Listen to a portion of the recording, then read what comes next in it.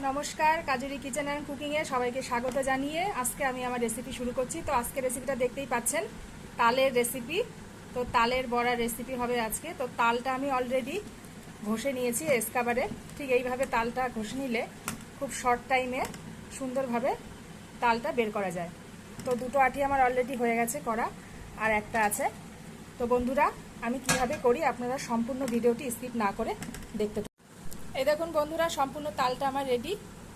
একটু জল দিয়ে নিই, কত সুন্দর হয়েছে এটা। এবার এটা ভালো করে আমি একটা নেটের মধ্যে দিয়ে ছেঁকে নেব, যাতে আঁশগুলো না থাকে। বড়াটা করলে আঁশ থাকলে বড়াটা ভালো লাগবে না।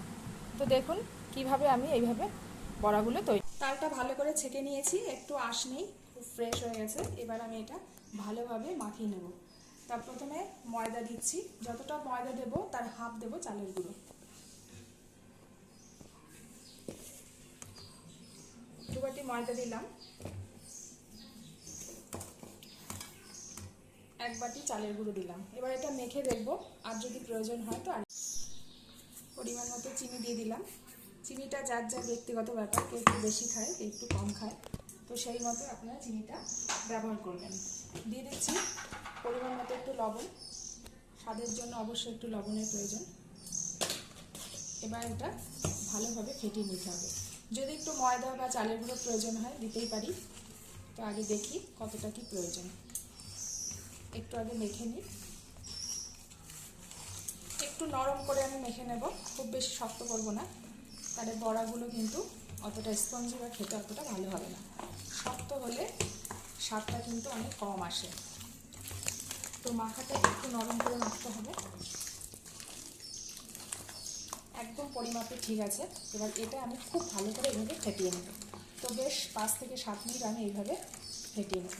তালটা খুব ভালোভাবে ফেটিয়ে আমি প্রায় 10 থেকে 15 মিনিট রেস্টে রেখেছিলাম। তো দেখুন মাখাটা কত নরম করে মেখেছি। এইভাবে বন্ধুরা যদি বানিয়ে নেন তাহলে কিন্তু খেতে অনেকটা বেশি সুন্দর হয়। শক্তর থেকে একটু নরম করে দিলে বড়াটার টেস্ট অনেক অনেক অংশে বেড়ে যায়। তো তেলটা অলরেডি গরম হয়ে গেছে আমার কড়াইতে। এবার আমি বড়াগুলো ভেজে নেব।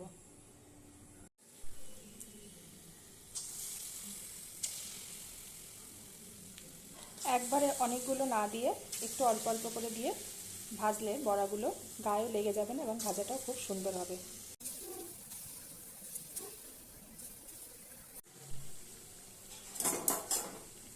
এবার একটু খুন্তিতে দেখে নেব যে তলাটা উঠছে কিনা।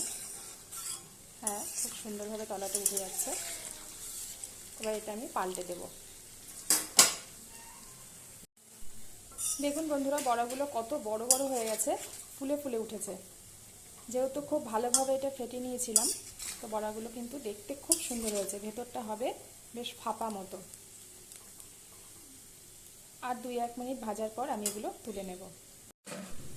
বন্ধুরা দেখুন বড়াগুলো কত সুন্দর দেখতে হয়েছে, মনে হচ্ছে পুরো বড় বড় লেডিকিনির মতন লাগছে দেখতে। তো এগুলো অলরেডি ভাজা হয়ে গেছে, আমি তুলে নিচ্ছি।